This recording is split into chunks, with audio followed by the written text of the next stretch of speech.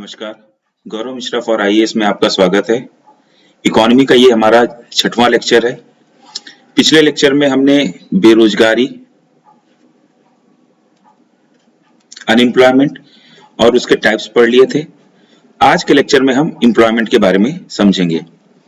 ठीक है, तो मैंने पिछले लेक्चर में आपको बता दिया था कि बेरोजगारी और रोजगार के मापन के लिए हमें श्रम बल निकालना आवश्यक है।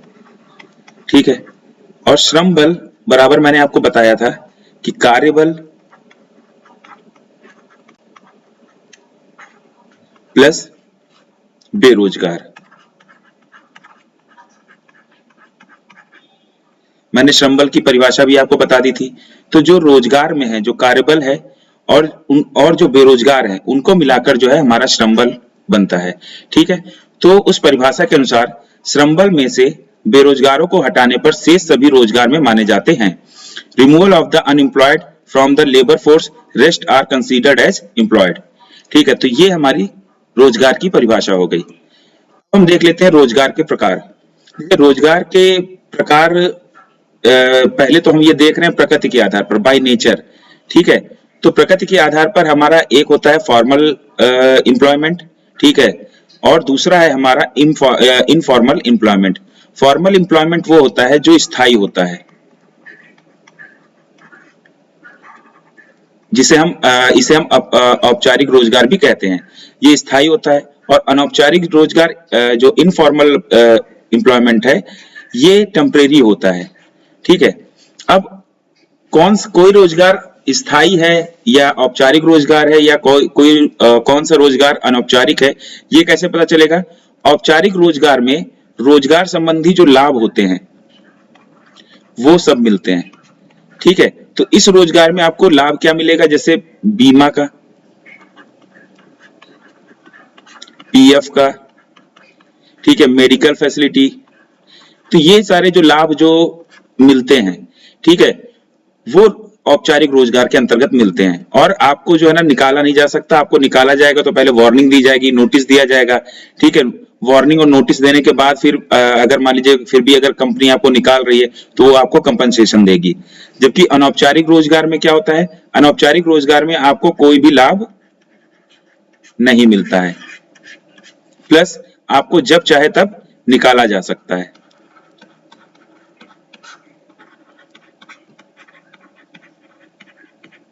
ठीक है, इसके लिए कोई जरूरी नहीं कि आपको जो है ना कंपनी की तरफ से या फर्म की तरफ से आपको कोई नोटिस दिया जाए। वो जब तक उनका मन होगा तब तक आपको रखेंगे और उसके बाद वो आपको आराम से निकाल सकते हैं। तो ठीक है, ये प्रकृति के आधार पर हमने जो है ना रोजगार को समझ लिया। ठीक है, अब रोजगार के प्रकृति के आधार पर प्रकार हो गए। अब हमने पीछे पढ़ा है कि अनौपचारिक रोजगार। अनौपचारिक रोजगार भी दो प्रकार का होता है। ठीक है, एक होता है कॉन्ट्रेक्चुअल एम्प्लॉयमेंट और दूसरा होता है कैजुअल एम्प्लॉयमेंट। कॉन्ट्रेक्चुअल एम्प्लॉयमेंट जिसे हम संविदात्मक रोजगार कहते हैं, इसका मतलब ये होता है कि ये फर्म जो एक कंपनी होती है और जो पर्सन होता है, इनके बीच में एक कॉन्ट्रैक्ट के तहत मिलता है। ठीक है, जैसे कि 11 महीने के कॉन्ट्रैक्ट के तहत आपको जो है ना किसी को रोजगार पे रख लिया किसी कंपनी ने।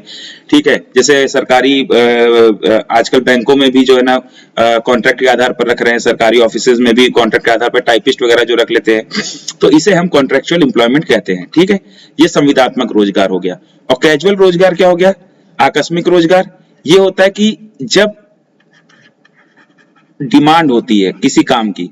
ठीक है, जैसे आपके घर का एसी खराब हो गया, तो एसी खराब हो गया तो आप जो है ना एसी बनवाने के लिए किसी को बुलाते हैं, किसी कारीगर को।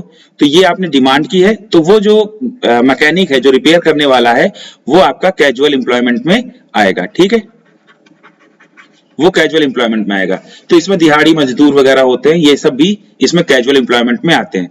तो अनौपचारिक रोजगार दो प्रकार का हमने जान लिया। ठीक है, तो हमने अभी तक क्या जाना? हमने जाना भाई रोजगार की परिभाषा जानी। हमने जो है ना श्रम बल के बारे में हमने पिछली क्लास में पढ़ लिया था। श्रम बल अगर आपको याद हो कि योग्य है, इच्छुक है और आयु वर्ग में है। ठीक है, तो वो जितनी भी कुल जनसंख्या का जो भाग योग्य है, इच्छुक है और आयु वर्ग में है, वो श्रम बल में काउंट होगा। ठीक है, श्रम बल में आपके लिए ये तीन चीजें हैं। योग्य है, इच्छुक है और आयु वर्ग में है। ठीक है, तो जनसंख्या का जो हिस्सा इस कैटेगरी में आता है वो श्रम बल में काउंट होता है। ठीक है, और रोजगार और बेरोजगारी के मापन में श्रम बल निकालना पहले इंपॉर्टेंट होता है। तो हमने रोजगार की परिभाषा जान ली। ठीक है, कि श्रम बल में से बेरोजगारों को हटा दिया जाए तो शेष सारे रोजगार में माने जाएंगे और इसे ही हम कार्यबल भी कहते हैं। ठीक है, फिर हमने रोजगार के प्रकार पढ़ लिए। प्रगति के आधार पर रोजगार दो प्रकार का है, औपचारिक रोजगार फॉर्मल एम्प्लॉयमेंट और दूसरा है अनौपचारिक रोजगार इनफॉर्मल यानी कि टेम्परेरी एम्प्लॉयमेंट।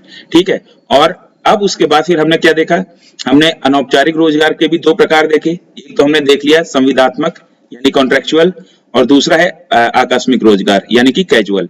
अब ये दोनों क्या होते हैं, ये दोनों चीजें भी मैंने समझा दी हैं।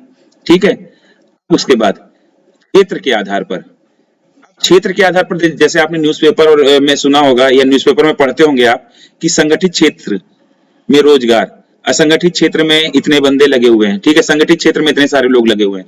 तो क्षेत्र के आधार पर भी जो है रोजगार की दो कैटेगरी हैं। अब संगठित क्षेत्र किसे कहते हैं और असंगठित क्षेत्र किसे कहते हैं? देखिए, संगठित क्षेत्र वो होता है जिसमें, देखिए संगठित कोई भी क्षेत्र संगठित है या नहीं है ये डिटरमाइन करने के लिए दो फैक्टर हैं। एक तो वो रजिस्टर्ड होना चाहिए, कोई अगर कंपनी रजिस्टर्ड है तो वो संगठित क्षेत्र की मानी जाएगी। दूसरा उसके जो है ना बही खाते सारे प्रॉपर मेंटेन होने चाहिए और उनका ऑडिटिंग वगैरह जिससे आसानी से किया जा सके, गवर्नमेंट की निगरानी की जा सके गवर्नमेंट द्वारा।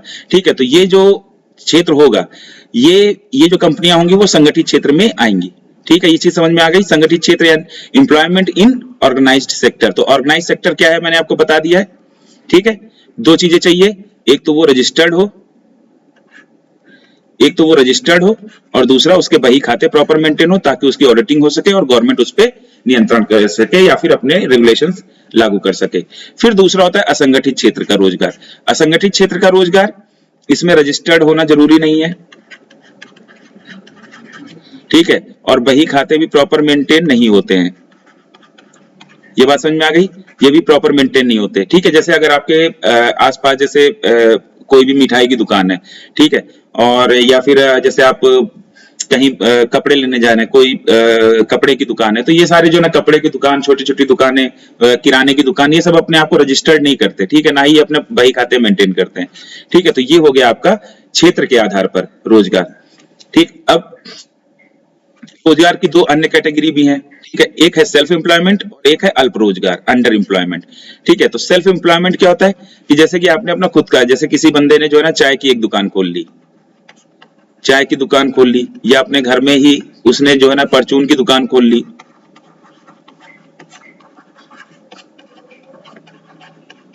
ठीक है, या फिर किसी ने बिजली का काम करना शुरू कर दिया।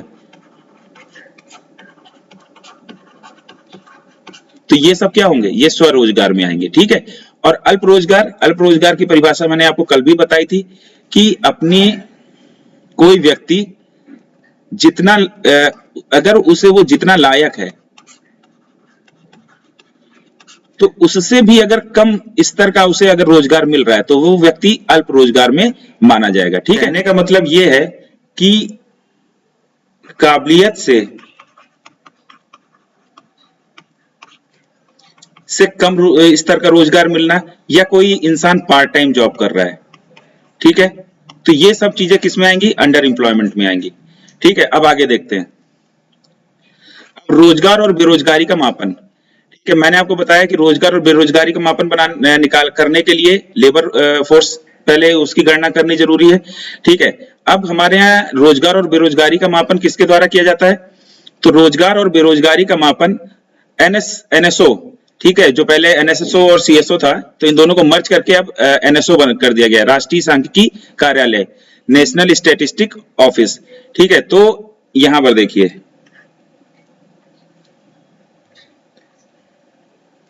राष्ट्रीय सांख्यिकी कार्यालय एनएसओ द्वारा जो है इसका मापन किया जाता है रोजगार और बेरोजगारी का। अब हमारे देश में जो श्रम मंत्रालय है, ठीक है, लेबर मिनिस्ट्री है, ये भी वार्षिक स्तर पर जो बेरोजगारी का सर्वेक्षण करती है। ठीक है, अब ये दोनों अलग अलग स्तर पर, अपने स्तर पर जो है ना वार्षिक आधार पर रोजगार और बेरोजगारी का मापन करते हैं, पर इन दोनों में थोड़ा सा अंतर भी है। जैसे कि श्रम बल की गणना में ये दोनों ही विभाग अलग अलग आयु वर्ग रखते हैं, ठीक है। जैसे मैंने बताया था कि एनएसओ के लिए कितना है, एनएसओ रखता है 15 to 59, और जबकि आपका लेबर मिनिस्ट्री रखती है 15 टू, जब तक व्यक्ति जिंदा है, मतलब 15 से ऊपर के सभी व्यक्ति, ठीक है, वो सारे लेबर फोर्स में काउंट होते हैं, ठीक है। तो दोनों ही संस्थाओं द्वारा श्रम बल की गणना में अलग अलग आयु वर्गों का इस्तेमाल किया जाता है, इसलिए दोनों के आंकड़ों में अंतर होता है। मेजरमेंट ऑफ द एम्प्लॉयमेंट और unemployment is done by the national statistics office, जिसको हम एनएसओ कहते हैं, ठीक है। ये रहा, इधर देखिए, और जो सीएसओ और एनएसएसओ को मिलाकर बन गया है। An annual unemployment survey is also conducted by ministry of labour, ठीक है। Different age groups are used by the both organisations in calculating the labour force, ठीक है। That is why there is a difference in their estimates, ठीक है, इसलिए इनके आंकड़ों में भी अंतर आता है, ठीक है। जैसे आप न्यूज़पेपर में अगर पढ़ें कि कभी जो है ना श्रम मंत्रालय कोई और आंकड़ा दे रहा है, और एनएसओ आपका जो है ना, जो सांख्यिकी मंत्रालय है, उसके आंकड़े कुछ और कहेंगे, तो इसमें कंफ्यूज नहीं होना, दोनों अलग अलग जो है एज ग्रुप्स को यूज करते हैं, ठीक है। इसलिए उनके जो श्रम लेबर फोर्स है, जो श्रम बल है, वो भी अलग अलग होता है, ठीक है। और जब उनका श्रम बल लेबर फोर्स अलग अलग होगा, ठीक है, उनकी संख्या अलग होगी, तो उनके जो आंकड़े भी हैं वो डिफर कर जाएंगे। भाई देखिए, अगर इनका एनएसओ का है ये 15 से 59,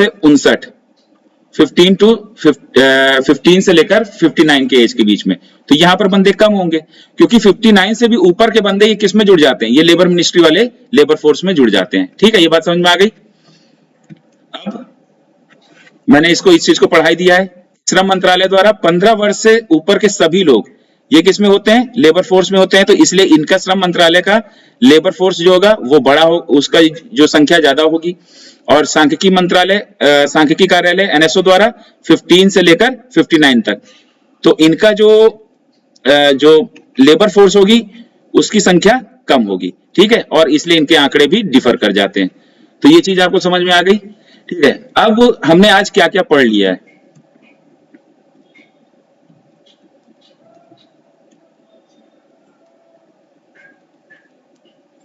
ठीक है। हमने पढ़ लिया है कि एम्प्लॉयमेंट किसे कहते हैं, रोजगार, ठीक है। श्रम बल और बेरोजगारी के बारे में हम पहले ही पढ़ चुके थे, ठीक है। फिर हमने रोजगार की प्रकृति रोजगार के प्रकार देखे। पहले तो हमने देखा नंबर 1 पे हमने प्रकृति के आधार पर, तो हमने औपचारिक रोजगार और अनौपचारिक रोजगार पढ़ लिया, ठीक है। फॉर्मल एम्प्लॉयमेंट क्या होता है वो मैंने आपको बता दिया कि वो होता है कि जिसमें जो है ना रोजगार संबंधी सारे लाभ मिल रहे हो। रोजगार संबंधी लाभ कौन से होते हैं वो भी मैं बता चुका हूं, कि जैसे उसका मेडिकल फैसिलिटी है, फंड कट रहा है, बीमा की फैसिलिटी है, वो सारी चीजें जिसको मिल रही हो, और उसको आसानी से निकाला ना जा सके, और निकालने से पहले उसको नोटिस दिया जाए, और अगर फिर भी फर्म अगर उसे निकालना चाहती बिना किसी गलती के, तो उसे कंपनसेशन दे, ठीक है। तो ये सारे ये रोजगार, ये जिस रोजगार में ये सारी फैसिलिटीज हैं वो औपचारिक रोजगार कहलाता है, फॉर्मल एम्प्लॉयमेंट कहलाता है। अनौपचारिक रोजगार मैंने बता दिया कि भाई जो है ना इसमें आपको कभी भी निकाला जा सकता है। फिर अगली स्लाइड में मैंने आपको बता दिया कि अनौपचारिक रोजगार भी 2 प्रकार का होता है, एक कॉन्ट्रेक्चुअल होता है और दूसरा कैजुअल होता है। कॉन्ट्रेक्चुअल में मैंने बता दिया कि फिर्म और जो पर्सन होता है उसके बीच में एक कॉन्ट्रैक्ट होता है, ठीक है, कि इतना आप काम कंप्लीट कर दीजिए और इसके बाद आप जो है ना हम आपको पेमेंट कर देंगे, या फिर वो जो है ना इतने टाइम ड्यूरेशन के लिए आप हमारे यहाँ काम कर सकते हैं, ठीक है। और दूसरा एक होता है आकस्मिक रोजगार, जो आप ये डिपेंड करता है डिमांड पे, कि किसी सेवा की डिमांड है अगर आपको, ठीक है, तो ये जैसे आपके जो कैजुअल लेबर होते हैं, डेली जो दिहाड़ी पर काम करते हैं, ठीक है। अब उसके बाद फिर हमने देखा कि क्षेत्र के आधार पर संगठित क्षेत्र में रोजगार, असंगठित क्षेत्र में रोजगार। संगठित क्षेत्र कौन सा है मैंने बता दिया, इसके लिए 2 रिक्वायरमेंट है। वो 2 रिक्वायरमेंट कौन कौन सी हैं, पहली है कि वो रजिस्टर्ड हो, ठीक है, और दूसरी रिक्वायरमेंट है कि उनके बही खाता प्रॉपर मेंटेन होते रहे, ताकि गवर्नमेंट उसकी ऑडिट कर सके और अपने रेगुलेशंस को वहां पर लागू कर सके, और जब चाहे वो चेकिंग उनकी की जा सके। असंगठित क्षेत्र में मैंने बता दिया कि इनको रजिस्टर्ड होने की कोई जरूरत नहीं, इनका ये बही खाता जो है ना ये मेंटेन नहीं करते हैं, ठीक है, तो ये असंगठित क्षेत्र कहलाता है। अब यहाँ पर एक सवाल है जो मैं वहां पर पूछना भूल गया। अच्छा, एक चीज आप सोच के बताइए कि संगठित क्षेत्र में औपचारिक रोजगार होगा क्या और अनौपचारिक रोजगार होगा, ये चीज बताइए। संगठित क्षेत्र में औपचारिक और अनौपचारिक दोनों प्रकार का रोजगार हो सकता है। जैसे कि हमारे विभिन्न मंत्रालय, हमारी गवर्नमेंट भी एक संगठित क्षेत्र ही है। हमारे मंत्रालयों में आजकल जो है ना कॉन्ट्रैक्ट बेसिस पे जो है ना टाइपिस्ट रखे जाते हैं, ठीक है। और बहुत सारी जो बड़ी बड़ी कंपनियां हैं, रिलायंस है, ये सारे, रिलायंस है, टाटा है, ये सारे भी जो है ना कंपनियां संगठित क्षेत्र की हैं, क्योंकि ये रजिस्टर्ड है और प्रॉपर वही खाते मेंटेन कर रही हैं, इनकी ऑडिटिंग होती है। और लेकिन ये भी जो है ना कॉन्ट्रैक्ट बेसिस पे बंदों को रखते हैं, ठीक है। तो संगठित क्षेत्र में अनौपचारिक और औपचारिक, फॉर्मल और इनफॉर्मल दोनों टाइप के रोजगार हो सकते हैं, ठीक है। वैसे ही असंगठित क्षेत्र में भी फॉर्मल और इनफॉर्मल दोनों टाइप के रोजगार हो सकते हैं, ठीक है। कि असंगठित क्षेत्र में जैसे मान लीजिए कि हो सकता है कि भाई जैसे किसी के घर में कोई ड्राइवर है, तो कभी कभार हम सुनते हैं कि 40 साल से वही जो ना उनके घर में ड्राइवर है या नौकर है, तो भाई वो एक घर के सदस्य जैसा हो गया, तो उसके जो ना मेडिकल फैसिलिटीज, उसका जो फंड वगैरह, वो सारी चीजें जो है ना वो इंसान देता है, जो उसको मतलब अपने यहाँ रोजगार में रखता है। तो इसमें भी दोनों प्रकार के रोजगार हो सकते हैं, औपचारिक और अनौपचारिक। फिर उसके बाद हमने ये पढ़ लिया कि रोजगार की दो अन्य कैटेगरी भी हैं। स्वरोजगार मैंने आपको बता दिया कि क्या होता है, जो खुद से आप रोजगार में लग जाएं। अल्प रोजगार मैंने बता दिया कि भाई काबिलियत से कम पे अगर आप हैं तो फिर जो है, या फिर आप पार्ट टाइम कर रहे हैं तो आप अल्प रोजगार की स्थिति में माने जाएंगे। फिर रोजगार और बेरोजगारी के मापन के लिए मैंने आपको बता दिया कि भाई रोजगार और बेरोजगारी का मापन जो है ना दो संस्थाओं द्वारा किया जाता है। एक पहली संस्था है वो एनएसओ, और दूसरी जो सांख्यिकी कार्यालय के सांख्यिकी मंत्रालय के अंतर्गत आती है, और दूसरा है श्रम मंत्रालय। तो ये दोनों मंत्रालय या ऑर्गेनाइजेशन जो है ना रोजगार और बेरोजगारी का वार्षिक आधार पर जो है ना एनुअली जो सर्वेक्षण करते हैं, ठीक है। ये दोनों मंत्रालय अलग अलग आयु वर्ग को फॉलो करते हैं, इसलिए इनका जो है जो श्रम बल है, क्योंकि श्रम बल बहुत इंपॉर्टेंट है। अगर श्रम बल आप नहीं निकालोगे पूरी जनसंख्या से, आप रोजगार और बेरोजगारी का मापन नहीं कर सकते। रोजगार और बेरोजगारी का मापन श्रम बल के थ्रू ही होता है, ठीक है, क्योंकि उसमें पूरी जनसंख्या में तो बच्चे भी आ जाएंगे, और जो हॉस्पिटल में एडमिट है या मरने वाले हैं वो भी आ जाएंगे, ठीक है। तो आप उनको रोजगार और बेरोजगारी में बच्चों को नहीं रख सकते, ठीक है। तो श्रम बल आपको निकालना जरूरी है, और दोनों ही ऑर्गेनाइजेशन अपने अलग अलग श्रम बल की गणना करते हैं, इसीलिए दोनों के जो आंकड़े हैं, दोनों के आंकड़े भी अलग अलग ही आते हैं, ठीक है। तो ये सारी चीजें एक बार दोबारा से रिवाइज हो गई, स्टोरी लाइन। अब उसके बाद फिर अगला जो टॉपिक है वो रोजगार की लोच है, इलास्टिसिटी ऑफ द एम्प्लॉयमेंट, और ये topic we will be doing in the next class, ठीक है। तब तक के लिए आप लोग अच्छे से पढ़ाई करिए। धन्यवाद।